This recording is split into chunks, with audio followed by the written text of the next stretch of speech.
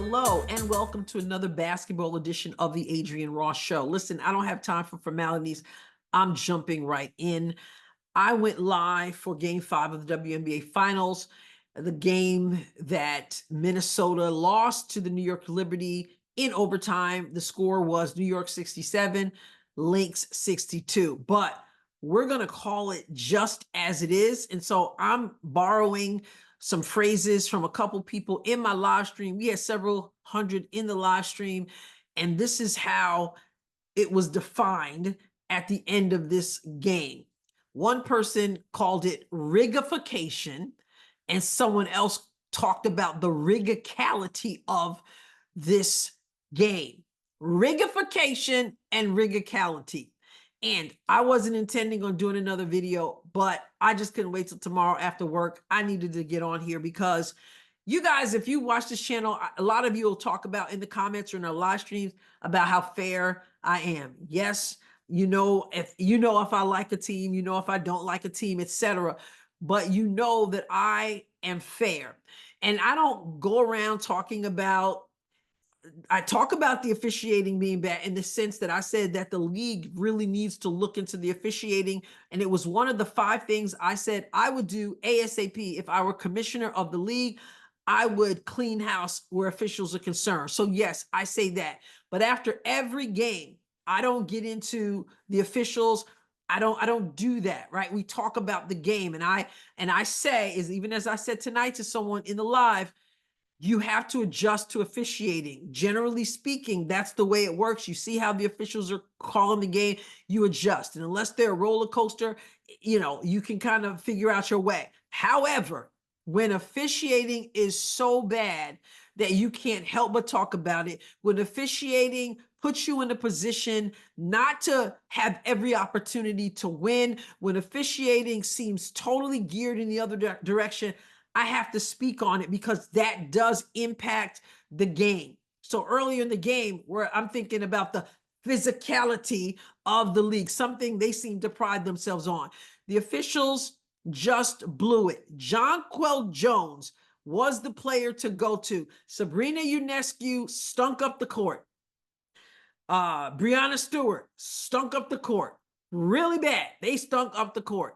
And you could see Jonquel, as I said throughout the live stream, Jonquel Jones, she gets deep position and she either is going to score or she's going to get fouled.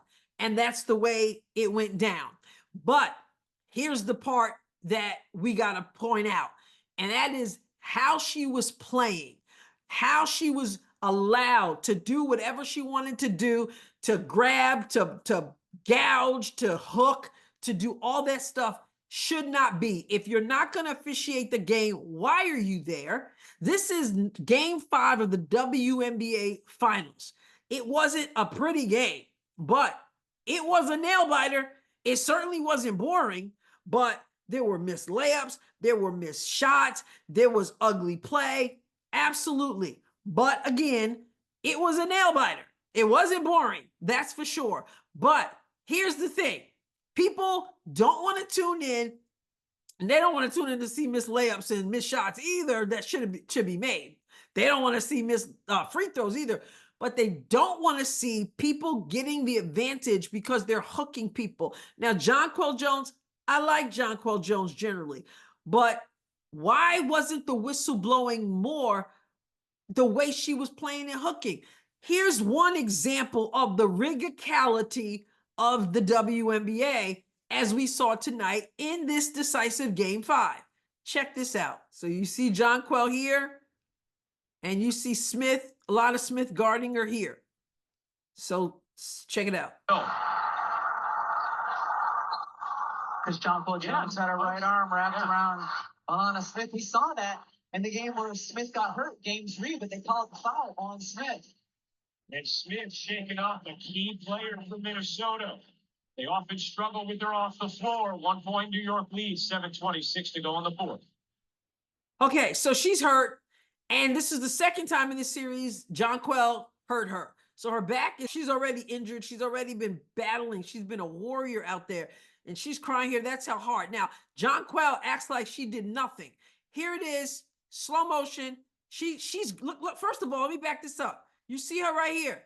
She's grabbing her, she's holding her, okay? She's holding her to get position. Then she turned, and Smith, God bless her, she's doing her best. Okay, Jonquel is no easy assignment. She turns, she's now, watch her arm. Now she's totally hooked behind her, hooks her, and then basically slams her to the floor and then falls on top of her. That's a whole lot of body falling on top of her. You can see Nafisa right here going, what in the world? Now, this time they do blow the whistle. Alana is hurt, and it is an offensive foul. Look at her pointing. She's pointing like what? But imagine, Jonquel is acting like she did nothing wrong. Look at her. She throws her hand up. She turns and she looks. She shakes her head, no, no, no. Somehow she's delusional enough to believe that she didn't foul this woman and that this woman isn't down here hurting because of the way that you hooked her and threw her, grabbed her, hooked her, threw her to the floor. Unbelievable.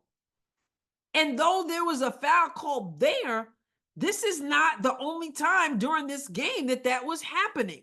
She's grabbing, she's hooking, she's using the elbow. And because of the rigicality of the league, they managed to get away with it as a team. Jonquel managed to get away with it. Not cool at all. So there's that.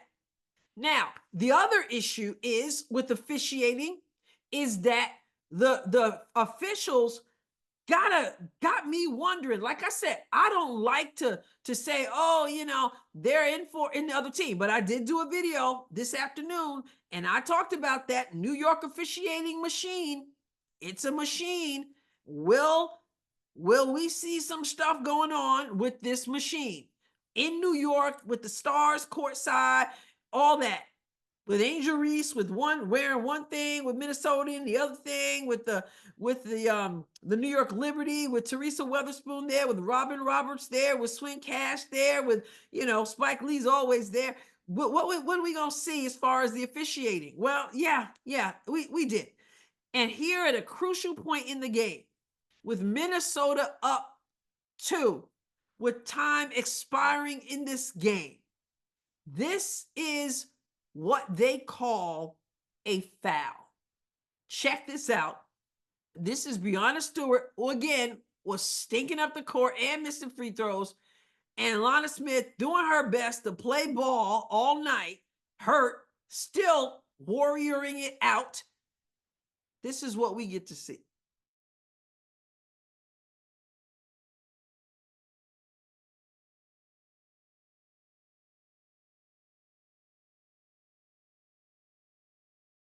First of all, Breanna Stewart took how many steps? And I called it during the live, and we talked about it during the live. She traveled first of all, okay? This is fourth quarter action. Okay, so here's Stewart over here. She's coming to the ball. So here she is. She comes to the ball. She gets the ball. She takes 1, 2, 3, 4, 5, at least 5 steps. I'll play it in full motion again so you can see. Keep an eye on her. It's the ball. 1, 2, 3, 4, 5. Okay, 5. 1, 2, 3, 4, 5 steps. That's number 1. How in the world do you not call that a travel, officials? Fire them all. First, we had the rigicality. Now, to use a phrase another member of my chat said, this is the rigification of this game. She doesn't get called for travel, but then what happens? Smith was called supposedly having fouled her. So in slow motion, look at her. Great defensive position, straight up. Here's Breanna Stewart. She comes still, holds her position. And they call this a foul. Now look, where's her hand? You can even see it right here. Her hand is on the ball. So those who Rebecca Lobo and whatever the other guy, whatever the guy's name is, Ruko, whatever, Ruoko, I don't know how to pronounce it, forgive me. He's calling the game. They're both wondering, like, where's the foul? Where's the foul? Where's the foul? Where's the foul? And obviously Cheryl Reeve is going to challenge this, and she does. Now, they said, well, they're looking for it. They don't see it. And they go, well, maybe did she get her on the hand? Did she get, and even if she got her on the hand, the rule in basketball is that if your hand is on the ball, then your hand is a part of the ball. So that's not a foul. Again, if your hand is on the ball, then your hand is a part of the ball and it's not a foul. Not even sure she even got her on the hand. So there it is. Hand is right. You can see it right here. Hand is on the ball. Okay. So one might say, oh, this isn't necessarily rigification. They just thought it was a foul in the fourth quarter of game 5 in a winner take all game. Really? Okay. But let's just say they thought it was a foul. They reviewed it. So they saw what we saw a million times, because you know how they do, supposedly. And they came back and they said that she was out of position. Out of position. And even after this game, you get Andrea Carter and Carolyn Peck and Chinea Gumike and whoever else was out there talking. They're all saying, what was that? They're all saying this was fake. This was some kind of phantom call. Now, is it possible that these officials did not want to face New York fans? Did not want to face them if they overturned that call? Did not want to face them if they didn't have special whistles and non-whistles and all this other stuff, all this other nonsense? Is it possible? I guess so. But then you know what? Then get out of the way and find something else to do, because you're not up to the challenge. This, ladies and gentlemen, is the rigification of this game. I'm going to say once again, I'm not one of those people who goes out and blames the officials for everything. Yeah, I'm going to call it out, and they do need to clean house with officiating. But that was not a foul. And you look at it, and y'all all looking at it, and you come back with some nonsense talking about that it was some kind of out of position. What? No. Y'all started changing things when Minnesota was up 12 earlier in the game, and all of a sudden they start, oh, wait a minute, we got the memo, remember? New York needs to come out on top. New York, Liberty have had chances a whole bunch of times, but never finished the job in 28 years. So let's start calling this thing differently. If you think I'm lying, let me tell you, this team, both teams, okay, are battling. Both teams are playing defense. Both teams want to win this game. But how does it turn out? Well, let me show you how the free throws turned out. I'll start with New York Liberty. Here's the Liberty box score, okay? New York Liberty, when you come down here, we're looking at free throws. Free throws. New York was 21 of 25 free throws. 21, 25. They shot 25. They made 21. Okay? There you go. Now let's go up to Minnesota. Free throws. 7 of 8. They got to the line to shoot 8 free throws. Are you kidding me? They made 7 out of 8. They only got 8 to New York's 25. Please help me understand that. Please. I already understand it. And thanks to the people in my live who called it what it is. This was the rigification of a game 5. And the rigicality was also in play. And it's an embarrassment. The game was already like, although it was exciting, it was like missed layup. I mean, New York especially looked terrible to start the game. They had serious jitters. But at the end of the day, players should be deciding it. It's one thing. I know there are people who think that officials should swallow their whistle even when there's an obvious call, when the game is on the line. You know, we can argue back and forth about that. But if it's a bad call or not reversing it, and letting Jonquel do whatever she wants all night long, including that which they finally called. But that was just one of a million times when she got away with it. And I like Jonquel is a likable person. And I don't want to be a whiner, but I'm gonna call it. I'm gonna say what it is. And that's what it is. This was a travesty.